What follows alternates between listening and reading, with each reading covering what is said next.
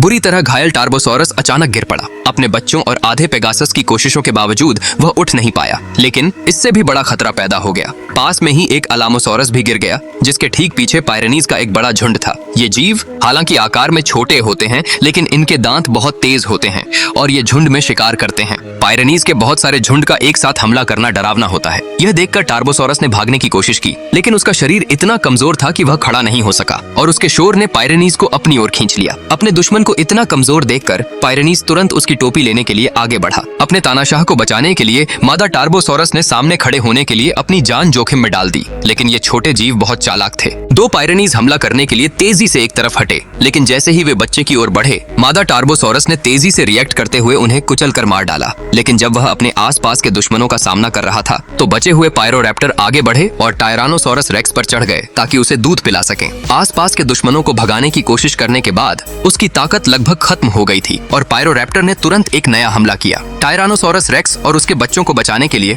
वह अपनी पूरी ताकत से लड़ सकता था, लेकिन तभी कई पायरोरैप्टर उसके पीछे आ गए। जैसे ही वह उन्हें भगाने वाला था, एक पायरोरैप्टर ने अचानक उसके पिछले हिस्से पर काट लिया, जिससे वह मुश्किल से फट गया और बचे हुए पायरोरैप्टर ने उसे आगे और पीछे से घेर लिया। अब स्थिति बहुत खतरनाक थी। उसे न केवल दुश्मनों के घेरे का सामना करना पड़ा, बिल्कुल अपने दो बच्चों की भी रक्षा करनी थी। इस समय बेहोश टायरानोसॉरस रेक्स ने अचानक प्रतिक्रिया दी, इसलिए वह तुरंत उसे जगाने की कोशिश करने के लिए आगे बढ़ा। लेकिन टायरानोसॉरस रेक्स की आंखें बंद रहीं और आखिरकार उसका सिर गिर गया और उसने कितना भी चिल्लाया, उसमें जिंदगी का कोई निशान नहीं दिखा।